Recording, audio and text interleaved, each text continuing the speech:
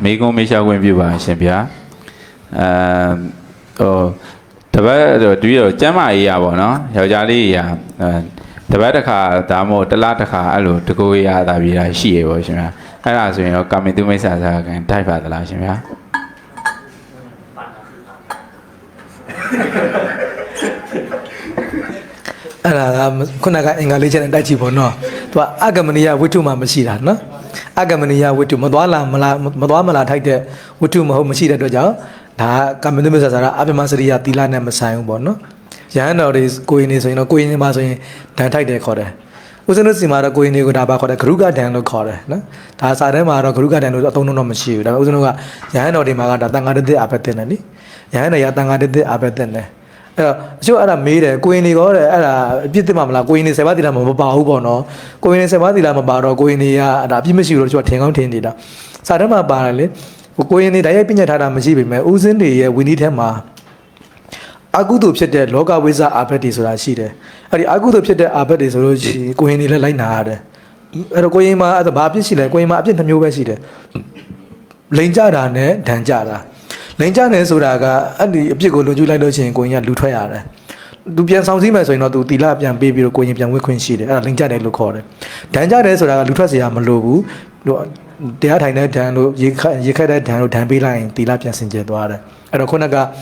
တကွေကရာကိစ္စကြတော့သူကဒါဒဏ်ကြတဲ့အထက်မှာပါသွားတာပေါ့နော်အဲကြောင့်ဦးဇင်းတို့ကြောင်းတိုင်းမှာဆိုကလေးတို့ဒါဂရုကဒဏ်လို့ခေါ်တယ်ကိုင်းနေဂရုကဒဏ်ရှိရင်လာလျှောက်ပါလို့ကျွန်တော်ဒဏ်ပေးရတာပေါ့နော်ဂရုကဒဏ်တဲ့နဲ့ဦးဇင်းနေဆိုတော့တန်ခါတဲ့အာဘတ်ပေါ့နော်အရှင်ဗျာဆက်ဆက်မေကုံမေရှာခွင့်ပြုပါရှင်ဗျာဒါလို့အဲ့ဆိုရင်ဒီအဲ့ဒီကိစ္စအပြမစီရတဲ့မှာမပါဘူးလားမဆိုင်ပါဘူးအပြမစရိယမတ်ပေါက်30တခုခုလွန်ကျူးမှဖြစ်တာအခုကဘယ်သူမှလွန်ကျူးတာမဟုတ်ဘူးနော်ဒါကိုယ့်ရဲ့ကိလေသာစိတ်ပေါ့နော်ကိလေသာစိတ်ပေါ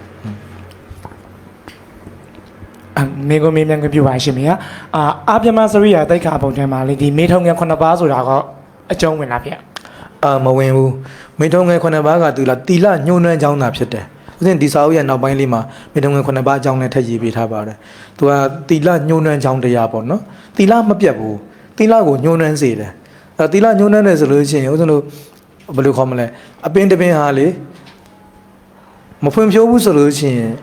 အသီးအနှံတွေဟာအားမရှိဘူးပေါ့နော်များလည်းမသိနိုင်ဘူးဒီတိုင်းပဲကိုယ့်ရဲ့သီလကမစင်ကြယ်ဘူးညှိုးနွမ်းနေတယ်သီလတော့မပြတ်ဘူးသူကညှိုးနွမ်းတယ်အဲ့တော့သီလညှိုးနွမ်းတယ်ဆိုရင်အကျိုးပေးကမစွမ်းဘူးမတန်ဘူးပေါ့နော်ဒီလိုအဓိပ္ပာယ်ရတယ်ပြတ်တော့မပြတ်ဘူးညှိုးနွမ်းတဲ့သဘောပဲ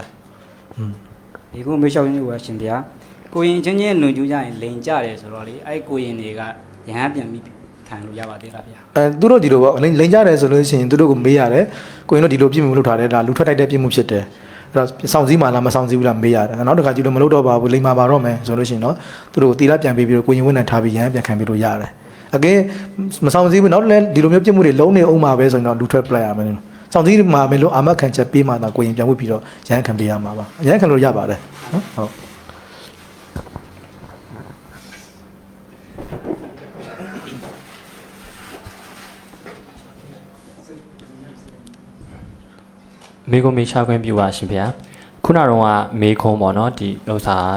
ာဒီယောက်ျားလေးတွေကတကိုရီဒီလိုမျိုးပြုတ်လုပ်တဲ့အခါမှာတစုံတယောက်ပေါ်မှာစိတ်ကညှွတ်ပြီးတော့ပေါ့နော်စိတ်ကလှမ်းညှွတ်ပြီးတော့ကိစ္စကိုဆောင်ရွက်လိုက်တယ်ဆိုရင်ဒါကန်ထိုက်ပါသလားဖေ။ဒါမနောကအကုသိုလ်ပဲလေပေါ့နော်။ဟိုလိုမျိုးတဝုစယောက်ကိုကာယကံမြောက်ဝစီကံမြောက်လွန်ကျူးတာမှမဟုတ်တာ။ဒါကြောင့်ကာမိတ္တမစ္ဆာကံလည်းမဆိုင်ဘူးအပ္ပမစ္ဆာလည်းမဆိုင်ဘူး။ဒါပေမဲ့အကုသိုလ်ပဲပေါ့နော်။အကုသိုလ်ပဲ။ဒါဆက်စကပြောခဲ့သလိုအကုသိုလ်ဖြစ်တဲ့ကိစ္စတွေကတက်နိုင်တယ်များတော့လျှော့တာကောင်းပါလေနော်။အကုသိုလ်ပဲဗျာ။ခုနဆရာတော်ကြီးပြောသလိုလေကံမထိုက်တိုင်းလည်းလောက်ကောင်းတာမှမဟုတ်တာနော်။တချို့ဆိုရင်ပြောမှလေနော်ကိုယ့်ဘာကိုဖြစ်နေတဲ့ကိစ္စဘယ်သူမှလည်းမထိခိုက်ဘူးပေါ့ဆိုတော့ဒီအရာတွေအချိန်ကြီးများလာတဲ့အခါမှာကိလေသာစိတ်တွေကအားကြီးလာတယ်လေမိုးရေလေးတွေကတစ်စက်ကြာဒီတစ်စက်လေးကဘာမှမဖြစ်တော့ဘူးဆိုရင်အချိန်ကြီးများတဲ့အခါအိုးပြေသွားတာပဲပေါ့ကုသိုလ်ဖြစ်ဖြစ်အကုသိုလ်ဖြစ်ဖြစ်အချိန်ကြီးများလာတဲ့အခါမှာကြီးမားတဲ့အကုသိုလ်တွေဖြစ်လာတာပဲလေနောက်စိတ်ပါဝါမိုင်းပါဝါတွေကြာဆင်းတယ်ကိုယ်စိတ်ရဲ့ကိုယ်ထိန်းချုပ်နိုင်မှုတွေအားနေတယ်နော်တကယ်ဆိုလို့ရှိရင်ဦးဇင်းတို့ရဟန်းတော်တွေဆိုလို့ရှိရင်ဒါဒီအပြစ်ကိုလုပ်လို့ရှိရင်တန်ခါတက်တက်အဘက်တက်လို့ဘုရားဟောတယ်တကယ်ဆိုရင်ဘယ်သူကမှလည်းထိခိုက်စေတာမဟုတ်ဘူးလေဒါပေမဲ့ဘုရားကဒါမလုပ်တင်မလုပ်ထိုက်ဘူးဘာလို့လဲဆိုတော့ဒါစိတ်ကိုထိန်းချုပ်မှုအားနေတယ်ဒါလေးမှမနိုင်ဘူးဆိုရင်တခြားဟောက်စားတွေမှာလည်းစိတ်ကိုထိန်းချုပ်နိုင်မှုစွမ်းအားတွေကျဆင်းသွားတာပေါ့နော်